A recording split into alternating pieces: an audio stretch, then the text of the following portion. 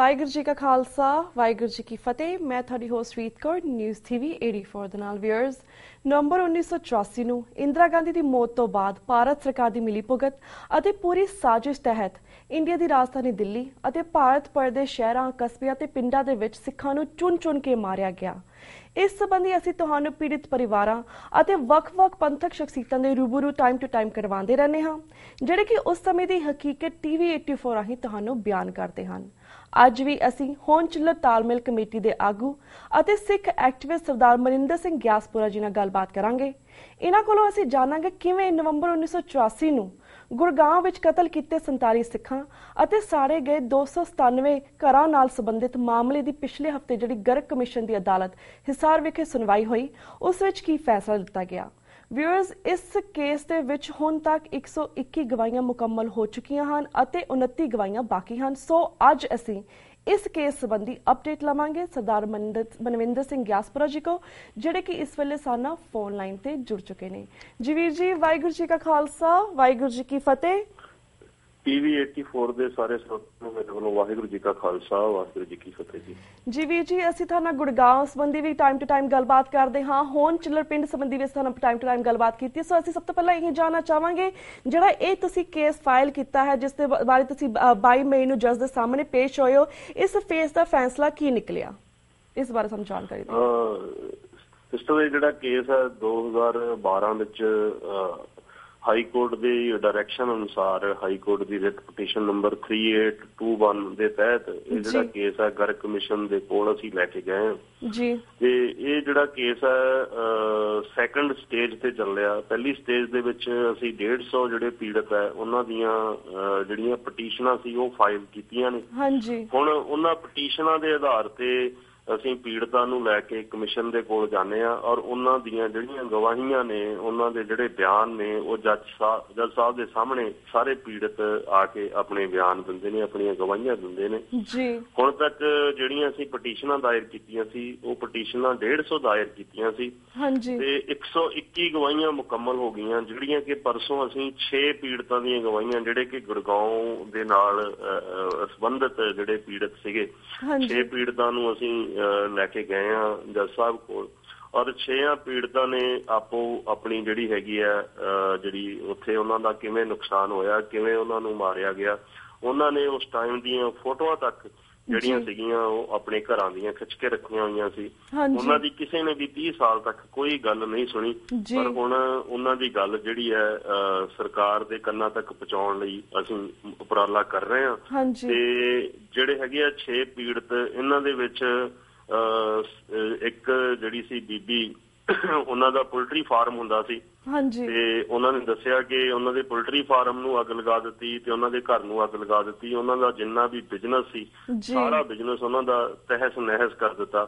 ਇਸ ਤੋਂ ਇਲਾਵਾ ਬੀਬੀ ਇੱਕ ਕੁਲਵੰਤ ਕੌਰ ਹੈ, ਬਜ਼ੁਰਗ, ਐਕਚੁਅਲੀ ਇਹ ਬਹੁਤ ਬਜ਼ੁਰਗ ਬੀਬੀਆਂ ਨੇ ਜਿਹੜੀਆਂ ਕਿ 60-65 ਸਾਲਾਂ ਤੋਂ ਉੱਪਰ ਆਪਣੀ ਜ਼ਿੰਦਗੀ ਹੰਢਾ ਚੁੱਕੀਆਂ ਨੇ ਤੇ ਇਹਨਾਂ ਨੂੰ ਲੈ ਕੇ ਆਉਣਾ ਬੜੀ ਇੱਕ ਮੁਸ਼ਕਲ ਵਾਲਾ ਕੰਮ ਆ, ਮੁਸ਼ਕਲ ਭਰਿਆ ਕੰਮ ਆ, ਕਿਉਂਕਿ ਉਹਨਾਂ ਤੋਂ ਵਿਚਾਰੀਆਂ ਤੋਂ ਖੜਿਆ ਜਾਂਦਾ ਨਹੀਂ ਹੈ ਤੇ ਉੱਥੇ ਅਸੀਂ ਲੈ ਕੇ ਜਾਂਦੇ ਹਾਂ, ਪਰ ਫਿਰ ਵੀ ਇਹਨਾਂ ਦੀ ਹਿੰਮਤ ਦੀ ਦਾਤ ਦਿੰਦੇ ਹਾਂ ਕਿ ਸਾਡੇ ਨਾਲ ਜਾਂਦੀਆਂ ਨੇ ਤੇ ਉੱਥੇ ਜਾ ਕੇ ਜਿਵੇਂ ਉਹਨਾਂ ਨਾਲ ਹੋਇਆ, ਉਹ ਆਪਣੇ ਜਿਹੜੇ ਤੇ ਜ਼ੁਲਮ ਜਿਹੜੇ ਹੋਏ ਨੇ ਉਹ ਜੱਜ ਸਾਹਿਬ ਦੇ ਸਾਹਮਣੇ ਬਿਆਨ ਕਰਦੇ ਨੇ। ਇਹਦੇ ਵਿੱਚ ਇੱਕ ਬੀਬੀ ਸਰਜੀਤ ਕੌਰ ਨੇ ਆਪਣੇ ਹੁਣ ਜਿਹੜੇ ਸੀ ਤਾਜ਼ਾ ਜਿਹੜੇ ਹੈਗੇ ਆ ਆਪਣੇ ਬਿਆਨ ਦਰਜ ਕਰਾਏ ਨੇ ਤੇ ਟੋਟਲ 6 ਪੀੜਤਾਂ ਨੇ ਬਿਆਨ ਦਰਜ ਕਰਾ ਲਏ ਨੇ ਤੇ ਜਿਹੜੀਆਂ ਰਹਿੰਦੀਆਂ ਗਵਾਹੀਆਂ ਨੇ ਹਜੇ ਕੋਈ ਫੈਸਲਾ ਤਾਂ ਇਸ ਦੇ ਸਾਹਮਣੇ ਨਹੀਂ ਆਇਆ, ਕਿਉਂਕਿ ਹਜੇ ਗਵਾਹੀਆਂ ਪੈਂਡਿੰਗ ਨੇ। 150 ਗਵਾਹੀਆਂ ਸੀ ਜਿਹਦੇ 121 ਹੋ ਗਈਆਂ।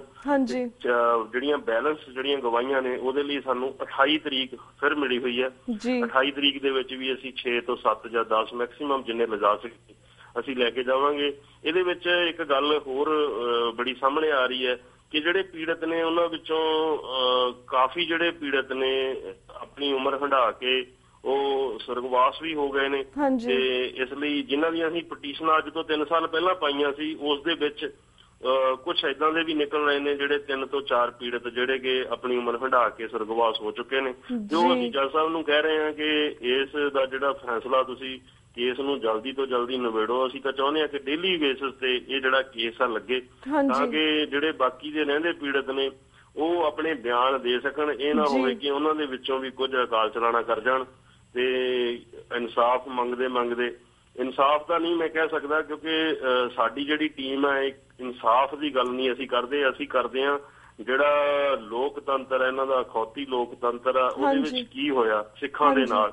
ਸਿਰਫ ਸਾਡਾ ਇਹੋ ਮਕਸਦ ਹੈ, ਇਹੋ ਦੱਸਣ ਲਈ ਵਰਲਡ ਦੇ ਲੋਕਾਂ ਲਈ, ਤੁਹਾਡੇ ਤਹਿਤ, ਤੁਹਾਡੇ ਟੀਵੀ ਦੇ ਤਹਿਤ, ਮੀਡੀਆ ਦੇ ਤਹਿਤ, ਕਿ ਸਾਡੇ ਨਾਲ ਜਿਹੜੇ ਇਹ ਲੋਕ ਸਾਨੂੰ ਜਰਾਇਮ ਪੇਸ਼ਾ ਕਹਿੰਦੇ ਨੇ ਵਰਲਡ ਵਾਈਡ, ਅਸੀਂ ਵਰਲਡ ਨੂੰ ਇਹ ਦੱਸਣਾ ਚਾਹੁੰਦੇ ਹਾਂ ਕਿ ਜਰਾਇਮ ਪੇਸ਼ਾ ਅਸੀਂ ਨਹੀਂ, ਜਰਾਇਮ ਪੇਸ਼ਾ ਇਹ ਲੋਕ ਨੇ। ਇਹ ਲੋਕਤੰਤਰਿਕ ਲੋਕ ਜਿਹੜਾ ਹੈਗਾ ਢਾਂਚਾ, ਇਹ ਸਾਰਾ ਢਾਂਚਾ ਹੀ ਜਰਾਇਮ ਪੇਸ਼ਾ।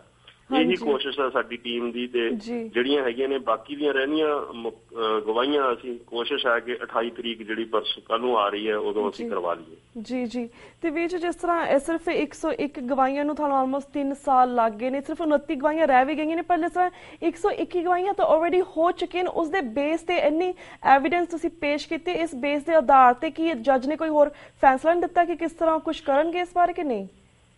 ਨਹੀਂ ਜੀ, ਕਿਉਂਕਿ ਜਿਹੜਾ ਇੰਡੀਅਨ ਜੁਡੀਸ਼ਰੀ ਸਿਸਟਮ ਆ ਇਹਦੇ ਵਿੱਚ ਕੀ ਹੈ ਕਿ ਸਭ ਤੋਂ ਪਹਿਲਾਂ ਤੁਹਾਨੂੰ ਫਾਈਲ ਕਰਨਾ ਪੈਂਦਾ ਤੇ ਉਸ ਤੋਂ ਬਾਅਦ ਤੁਹਾਨੂੰ ਉਹ ਚੀਜ਼ਾਂ ਜੱਜ ਕੋਲ ਜਾ ਕੇ ਪ੍ਰੂਵ ਕਰਨੀਆਂ ਪੈਂਦੀਆਂ ਨੇ।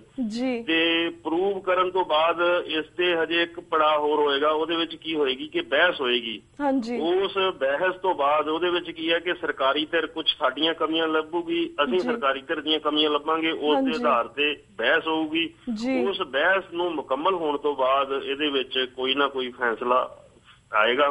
ਪਰ ਇੱਕ ਗੱਲ ਇਹ ਹੈਗੀ ਆ ਜਿਹੜੀ ਕਿ ਜੱਜ ਸਾਹਿਬ ਵੀ ਮੰਨਦੇ ਨੇ ਕਿ ਜਿਹੜਾ ਗੁੜਗਾਉਂ ਦੇ ਵਿੱਚ 47 ਬੰਦਿਆਂ ਦਾ ਕਤਲ ਕੀਤਾ ਗਿਆ, ਇਹ ਜੱਜ ਸਾਹਿਬ ਵੀ ਮੰਨਦੇ ਨੇ। ਪ੍ਰੈਕਟੀਕਲੀ ਸਾਰੇ ਚੀਜ਼ ਦੇ ਐਵੀਡੈਂਸ ਅਸੀਂ ਦਿੱਤੇ ਨੇ, ਪ੍ਰੂਫ ਦਿੱਤੇ ਨੇ। ਔਰ ਮੈਂ ਸਮਝਦਾ ਕਿ ਇਹੋ ਜਿਹੜੀ ਹੈਗੀ ਆ ਸਾਡੀ ਕਾਫੀ ਪ੍ਰਾਪਤੀ ਹੈ ਕਿ ਇਹਨਾਂ ਦੇ ਰਿਕਾਰਡ ਦੇ ਵਿੱਚ ਲੈ ਕੇ ਆਂਦਾ ਕਿ ਇੰਨੇ ਬੰਦਿਆਂ ਦੀ ਬਾਏ ਨੇਮ ਇੰਨੇ ਬੰਦਿਆਂ ਦੀ ਇੱਥੇ ਡੈਥ ਹੋਈ ਹੈ। ਜੀ ਅਮੀ, ਕਿਉਂਕਿ ਜਦੋਂ ਜਗਦੀਸ਼ ਟਾਈਟਲਰ ਨੂੰ ਕੁਝ ਮਹੀਨੇ ਪਹਿਲਾਂ ਕਲੀਨ ਚਿੱਟ ਮਿਲ ਗਈ ਸੀ, ਸਾਨੂੰ ਡਰ ਸੀ ਕਿ ਜੋ ਹੋਰ ਵੀ ਬਹੁਤ ਸਾਰੇ ਪਿੰਡ ਜਾਂ ਕਸਬਿਆਂ ਦੇ ਵਿੱਚ ਲੋਕਾਂ ਦੀ ਇਸ ਤਰ੍ਹਾਂ ਸਿੱਖਾਂ ਦੀ ਡੈਥ ਹੋਈ ਸੀ ਤੇ ਉਸ ਤੇ ਅਸੀਂ ਚਾਹੁੰਦੇ ਸੀ ਕਿ ਐਟਲੀਸਟ ਬਾਕੀ ਦੇ ਲੋਕ ਜਿਹੜੇ ਨੇ ਉਹਨਾਂ ਨੂੰ ਇਨਸਾਫ ਮਿਲੋ। ਐਟਲੀਸਟ ਅਸੀਂ ਦਿੱਲੀ ਦਾ ਜਿਹੜਾ ਕਤਲੇਆਮ ਸੀ ਉਸ ਲਈ ਤੇ ਅਸੀਂ ਟਾਈਮ ਟੂ ਟਾਈਮ ਵੱਖ-ਵੱਖ ਸ਼ਖਸੀਅਤਾਂ ਨਾਲ ਗੱਲਬਾਤ ਕਰਦੇ ਹਾਂ, ਫਾਈਟ ਵੀ ਕਰ ਰਹੇ ਹਾਂ, ਬਾਹਰ ਦੇ ਦੇਸ਼ਾਂ ਦੇ ਵਿੱਚ ਵੀ ਅਸੀਂ ਆਪਣੀ ਜਿੰਨੀ ਪਹੁੰਚ ਹੁੰਦੀ ਉਸ ਤੱਕ ਗੱਲਬਾਤ ਕਰਦੇ ਹਾਂ। ਪਰ ਵੀਰ ਜੀ, ਤੁਸੀਂ ਗੱਲ ਕੀਤੀ ਸੀ ਗੁੜਗਾਉਂ ਦੀ ਇੱਕ ਪਿੰਡ ਸੀਗਾ ਜਿਸ ਦੇ ਵਿੱਚ ਕਾਫੀ ਸਿੱਖਾਂ ਦੀਆਂ ਜ਼ਮੀਨਾਂ ਵੀ ਹੜਪ ਲਿੱਤੀਆਂ ਗਈਆਂ ਸੀ, ਉਹਨਾਂ ਤੇ ਵੀ ਕਬਜ਼ਾ ਕਰ ਲਿੱਤਾ ਗਿਆ ਸੀ, ਗੁਰਦੁਆਰੇ ਨੂੰ ਵੀ ਮੰਦਿਰ ਦੇ ਵਿੱਚ ਬਦਲ ਦਿੱਤਾ ਗਿਆ ਸੀਗਾ। ਅਸੀਂ ਚਾਹਾਂਗੇ ਕਿ ਬਾਹਰ ਦੇ ਸਿੱਖਾਂ ਨੂੰ ਤੁਸੀਂ ਇਸ ਬਾਰੇ ਵੀ ਜਾਣਕਾਰੀ ਦਿਓ ਕਿ ਐਗਜ਼ੈਕਟਲੀ ਉੱਥੇ ਕੀ ਹੋਇਆ। ਇੱਕ ਜਿਹੜਾ ਹੈਗਾ ਇੱਥੇ ਮਹਿੰਦਰਗੜ੍ਹ ਦੇ ਵਿੱਚ ਪਿੰਡ ਹੈ ਗੁੜਾ ਕਨੀਨਾ ਦੇ ਵਿੱਚ ਜਿਹੜਾ ਸੀ ਉੱਥੇ ਗੁਰਦੁਆਰਾ ਸਾਹਿਬ ਨੂੰ ਮੰਦਿਰ ਦੇ ਵਿੱਚ ਕਨਵਰਟ ਕਰ ਦਿੱਤਾ ਗਿਆ ਸੀ। ਔਰ ਉੱਥੇ ਸਾਡੀ ਟੀਮ ਨੇ ਫਰਵਰੀ ਦੇ ਵਿੱਚ ਸਾਡੀ ਟੀਮ ਨੇ ਉੱਥੇ ਜਾ ਕੇ ਉਸ ਮੰਦਿਰ ਦਾ ਜਿਹੜਾ ਸਾਰਾ ਕੁਝ ਸੀ ਉਹਨੂੰ ਚੁਕਾ ਕੇ ਅਸੀਂ ਬਾਹਰ ਆਇਆ। ਔਰ ਉੱਥੇ ਅਸੀਂ ਇੱਕ ਪ੍ਰੋਪਰ ਬੰਦੇ ਨੂੰ ਉੱਥੇ ਇੱਕ ਅਪੁਆਇੰਟ ਕਰ ਦਿੱਤਾ ਜਿਹੜਾ ਕਿ ਉਸ ਗੁਰੂ ਘਰ ਦੀ ਦੇਖ ਰੇਖ ਲਈ ਜਿਹਦੀ ਜ਼ਿੰਮੇਵਾਰੀ ਲਗਾਈ ਗਈ ਆ। ਇਸ ਜਿਹੜਾ ਗੁੜਾ ਕਨੀਨਾ ਮਹਿੰਦਰਗੜ੍ਹ ਦੇ ਵਿੱਚ ਇਹਦੇ ਲਈ ਵੀ ਅਸੀਂ ਪਹਿਲਾਂ ਹਾਈ ਕੋਰਟ ਦੇ ਵਿੱਚ ਰਿਟ ਪਾਈ ਗਈ ਸੀ ਕਿ ਇਹਨੂੰ ਵੀ ਇਸ ਵਰਕ ਕਮਿਸ਼ਨ ਦੇ ਨਾਲ ਜੋੜਿਆ ਜਾਵੇ, ਪਰ ਸਾਡੀ ਰਿਟ ਨੂੰ ਇਸ ਆਧਾਰ ਤੇ ਇਹਨਾਂ ਨੇ ਖਾਰਜ ਕਰ ਦਿੱਤਾ ਕਿ ਇੱਥੇ ਕੋਈ ਮੌਤ ਨਹੀਂ ਹੋਈ।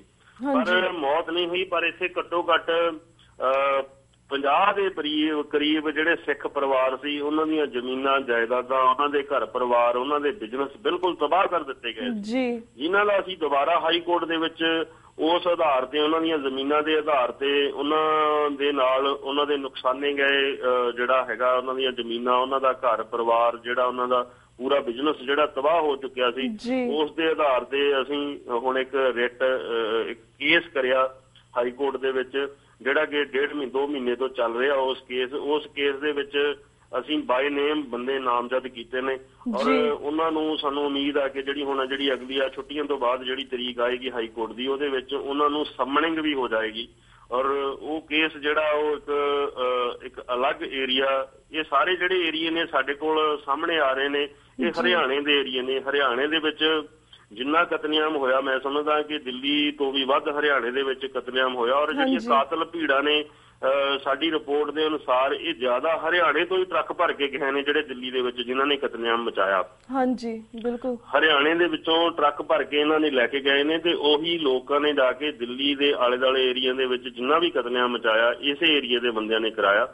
ਔਰ ਇਹਦੇ ਵਿੱਚ ਸਾਡੇ ਜਿਹੜੇ ਐਡਵੋਕੇਟ ਨੇ ਸਰਦਾਰ ਬਰਜਿੰਦਰ ਸਿੰਘ ਲੂੰਬਾ ਜੀ, ਉਹ ਹਾਈ ਕੋਰਟ ਦੇ ਵਿੱਚ ਇਹਨਾਂ ਕੇਸਾਂ ਦੀ ਜਿਹੜੇ ਗੁੜਾ ਤੇ ਮਹਿੰਦਰਗੜ੍ਹ ਦੇ ਕੇਸ ਦੀ ਉਹ ਉੱਥੇ ਪੈਰਵਾਈ ਕਰ ਰਹੇ ਨੇ ਤੇ ਸਾਨੂੰ ਉਮੀਦ ਹੈ ਕਿ ਉਸ ਕੇਸ ਵਿੱਚ ਸਾਨੂੰ ਇੱਕ ਕਾਫੀ ਵੱਡਾ ਜਿਹੜੀ ਹੈਗੀ ਆ ਕਾਮਯਾਬੀ ਮਿਲੂਗੀ। ਜੀ ਜੀ ਤੇ ਵੀਰ ਜੀ, ਜਿਸ ਤਰ੍ਹਾਂ ਹੋਨਚਲਰ ਪਿੰਡ ਆ ਉਸ ਵਿੱਚ ਵੀ ਕਾਫੀ ਸਿੱਖ ਮਾਰੇ ਗਏ ਸੀ, ਜਿਸ ਸੰਬੰਧੀ ਸਾਨੂੰ ਸਭ ਤੋਂ ਪਹਿਲਾਂ ਗੱਲਬਾਤ ਕੀਤੀ ਸੀਗੀ, ਤੇ ਅਸੀਂ ਚਾਹਾਂਗੇ ਉਸ ਵਿੱਚ ਜਿਹੜੇ ਸਿੱਖਾਂ ਦੇ ਕੇਸਿਸ ਦੇ ਸੀਗੇ ਉਸ ਦੇ ਕੀ ਇਸ ਵੇਲੇ ਅਪਡੇਟ ਹੈ? ਜਿਹੜਾ ਹੋਨਚਲੜ ਦਾ ਕੇਸ ਸੀਗਾ ਉਹ ਮਾਰਚ ਦੇ ਮਹੀਨੇ ਉਹਦੀ ਜਿਹੜੀ ਸੀਗੀ ਰਿਪੋਰਟ ਗਰਗ ਕਮਿਸ਼ਨ ਨੇ ਮੁੱਖ ਮੰਤਰੀ ਮਨੋਹਰ ਲਾਲ ਖੱਟਰ ਨੂੰ ਸੌਂਪੀ ਹੈ ਮਾਰਚ ਦੇ ਮਹੀਨੇ, ਜਿਹਦੇ ਵਿੱਚ ਮਨੋਹਰ ਲਾਲ ਖੱਟਰ ਨੇ ਜਿਹੜਾ ਹਰਿਆਣੇ ਦਾ ਮੁੱਖ ਮੰਤਰੀ ਹੈ ਉਸਨੇ ਜਿਹੜੇ ਪੀੜਤ ਪਰਿਵਾਰ ਨੇ ਉਹਨਾਂ ਲਈ 10 ਕਰੋੜ ਰੁਪਏ ਦਾ ਜਿਹੜਾ ਹੈਗਾ ਰਾਹਤ ਦੀ ਰਾਸ਼ੀ ਹੈ ਜਿਹੜੀ ਉਹ ਐਲਾਨ ਕੀਤੀ ਆ। ਔਰ ਉਹਨੇ ਮੰਨਿਆ ਵੀ ਹੈ ਜਿੰਨਾ ਵੀ ਜੋ ਵੀ ਆਪਣਾ ਇਹਨਾਂ ਨੇ ਕਮਿਸ਼ਨ ਨੇ ਜੋ ਵੀ ਉਹਨਾਂ ਨੂੰ ਕਿਹਾ ਸੀ ਉਹ ਚੀਜ਼ ਉਹਨਾਂ ਨੇ ਕਿਹਾ ਵੀ ਅਸੀਂ ਉਹਨਾਂ ਦੀ ਜਿਹੜੀ ਹੈਗੀ ਹੈ ਸਿਫਾਰਿਸ਼ ਉਹਨੂੰ ਮੰਨ ਲਿਆ ਗਿਆ, ਜਿਹਦੇ ਵਿੱਚ ਇੱਕ ਰਾਹਤ ਦੀ ਗੱਲ ਹੈ ਕਿ ਜਿਹੜੀ ਬੀਬੀ ਕਵਲਦੀਪ ਕੌਰ ਜਿਹਦਾ ਕਿ ਪਤੀ ਇੰਦਰਜੀਤ ਸਿੰਘ ਫੌਜੀ ਉੱਥੋਂ ਛੁੱਟੀ ਆ ਰਿਹਾ ਸੀ ਤੇ ਉਹ ਉਸ ਪਿੰਡ ਵਿੱਚ ਸ਼ਹੀਦ ਹੋ ਗਿਆ ਸੀ, ਉਸ ਨੂੰ ਪਿਛਲੇ 26 ਸਾਲਾਂ ਤੋਂ ਇੱਕ ਪੈਸਾ ਵੀ ਨਹੀਂ ਸੀ ਮਿਲਿਆ। ਔਰ ਸਾਡੀ ਟੀਮ ਹੋਨਚਲੜ ਤਾਲਮੇਲ ਕਮੇਟੀ ਦੀ ਜਿਹੜੀ ਲੜਾਈ ਹੈ ਇਸ ਲੜਾਈ ਦੇ ਸਦਕਾ ਉਸ ਭੈਣ ਨੂੰ ਫੌਜ ਵੱਲੋਂ ਪੈਨਸ਼ਨ ਮਿਲਣੀ ਸ਼ੁਰੂ ਹੋਈ ਹੈ ਤੇ ਹੁਣ ਜਿਹੜਾ ਗਰਗ ਕਮਿਸ਼ਨ ਆ ਇਸ ਨੇ ਉਸ ਭੈਣ ਨੂੰ 25 ਲੱਖ ਰੁਪਏ ਦੀ ਜਿਹੜੀ ਰਾਸ਼ੀ ਹੈ ਉਹ ਵੀ ਮਨਜ਼ੂਰ ਕੀਤੀ ਹੈ। ਔਰ ਇਹਦੇ ਏਦਾਂ ਕਰਕੇ ਜਿੰਨੀ ਹੈਗੀ ਹੈ 10 ਕਰੋੜ ਦੇ ਕਰੀਬ ਜਿਹੜੀ ਰਾਸ਼ੀ ਹੈ ਉਹ ਗਰਗ ਕਮਿਸ਼ਨ ਨੇ ਉਹਨੂੰ ਸਿਫਾਰਿਸ਼ ਕੀਤੀ ਹੈ ਤੇ ਹਰਿਆਣਾ ਗੌਰਮੈਂਟ ਨੇ ਮਨਜ਼ੂਰ ਕੀਤੀ ਹੈ। ਜਿਹੜੇ ਬਾਕੀ ਦੀਆਂ ਗੱਲਾਂ ਨੇ ਜਿਵੇਂ ਕਿ ਉਸ ਏਰੀਏ ਦਾ ਜਿਹੜਾ ਡੀਸੀ ਸੀ ਸਤਿੰਦਰ ਕੁਮਾਰ, ਉਸ ਏਰੀਏ ਦਾ ਜਿਹੜਾ ਇੰਸਪੈਕਟਰ ਸੀ ਰਾਮ ਭੱਜ, ਉਸ ਏਰੀਏ ਦਾ ਜਿਹੜਾ ਸੀਗੇ ਬਾਕੀ ਦੇ ਜਿਹੜੇ ਪ੍ਰਸ਼ਾਸਨਿਕ ਅਧਿਕਾਰੀ ਜਿਨ੍ਹਾਂ ਦੀ ਡਿਊਟੀ ਬਣਦੀ ਸੀ, ਜਿਨ੍ਹਾਂ ਨੇ ਕਿ ਸਬੂਤਾਂ ਨੂੰ ਖੁਰਦ-ਬੁਰਦ ਕਰਨ ਵਿੱਚ ਇਸ ਲਈ ਰੋਲ ਨਿਭਾਇਆ, ਉਹਨਾਂ ਦੀ ਜਿਹੜੀ ਹੈਗੀ ਆ ਬਾਕੀ ਦੀ ਰਿਪੋਰਟ ਉਹ ਹਜੇ ਸਾਡੇ ਸਾਹਮਣੇ ਨਹੀਂ ਆਈ। ਉਸ ਲਈ ਅਸੀਂ ਪਿਛਲੇ ਹਫ਼ਤੇ ਉੱਥੇ ਦੁਬਾਰਾ ਰਾਬਤਾ ਕਾਇਮ ਕੀਤਾ ਸੀ ਸੀਐਮ ਆਫਿਸ ਦੇ ਨਾਲ, ਜਿੰਨੀ ਸਾਨੂੰ ਉਹਨਾਂ ਨੇ ਜਾਣਕਾਰੀ ਦਿੱਤੀ ਹੈ ਉਹਦੇ ਆਧਾਰ ਤੇ ਇਹ ਗੱਲ ਹੈ ਕਿ ਜਿਵੇਂ ਕਿ ਗਰਗ ਕਮਿਸ਼ਨ ਦੀ ਹਜੇ ਰਿਪੋਰਟ ਜਿਹੜੀ ਹੈ ਗੜਗਾਉਂ ਪਟੌਦੀ ਦੀ ਆਉਣੀ ਬਾਕੀ ਹੈ, ਇਸ ਲਈ ਉਹ ਕਹਿੰਦੇ ਵੀ ਜਿੰਨਾ ਚਿਰ ਇਹ ਨਹੀਂ ਆਉਂਦੀ 6 ਮਹੀਨੇ ਦਾ ਹੋਰ ਤੁਸੀਂ ਇੰਤਜ਼ਾਰ ਕਰੋ ਤੇ ਜਿਹੜੀ ਰਿਪੋਰਟ ਹੈ ਅਸੀਂ ਇਕੱਠੀ ਸਾਹਮਣੇ ਲਿਆਵਾਂਗੇ। ਤੇ ਸਾਨੂੰ ਉਮੀਦ ਹੈ ਕਿ ਗਰਗ ਕਮਿਸ਼ਨ ਨੇ ਉਹਦੇ ਵਿੱਚ ਕਾਫੀ ਸਟਰੋਂਗ ਜਿਹੜੀਆਂ ਨੇ ਆਪਣੀਆਂ ਸਿਫਾਰਿਸ਼ਾਂ ਕੀਤੀਆਂ ਹੋਣਗੀਆਂ ਜਿਹੜੀਆਂ ਕਿ ਸਾਨੂੰ ਇੰਟਰਨੈਸ਼ਨਲ ਕਮਿਊਨਿਟੀ ਦੇ ਵਿੱਚ ਰੱਖਣ ਲਈ ਸਾਨੂੰ ਮਦਦਗਾਰ ਸਾਬਤ ਹੋਣਗੀਆਂ। ਬਿਲਕੁਲ। ਤੇ ਵੀਰ ਜੀ, ਜਿਸ ਤਰ੍ਹਾਂ ਇਹ ਗੱਲ ਸੁਣਨ ਵਿੱਚ ਜਿੱਥੇ ਅਜੀਬ ਲੱਗਦੀ ਕਿ ਕਿਸ ਤਰ੍ਹਾਂ ਲਾਈਕ ਨਾ 20 ਲੱਖ ਭਾਰਤ ਦੀ ਸਰਕਾਰ ਨੇ ਲੋਕਾਂ ਨੂੰ ਮੁਆਵਜ਼ਾ ਵੀ ਦਿੱਤਾ ਹੈ, 5 ਲੱਖ ਹਰਿਆਣਾ ਸਰਕਾਰ ਨੇ ਮੁਆਵਜ਼ਾ ਦਿੱਤਾ। ਇਸ ਸਾਫ਼ ਜ਼ਾਹਰ ਹੁੰਦਾ ਹੈ ਕਿ ਕਿਸ ਤਰ੍ਹਾਂ ਸਿੱਖਾਂ ਦਾ ਕਤਲੇਆਮ ਹੋਇਆ ਤੇ ਸਾਰੀ ਇਹਨਾਂ ਦੀ ਸਰਕਾਰਾਂ ਦੀ ਮਿਲੀ ਭੁਗਤ ਸੀਗੀ।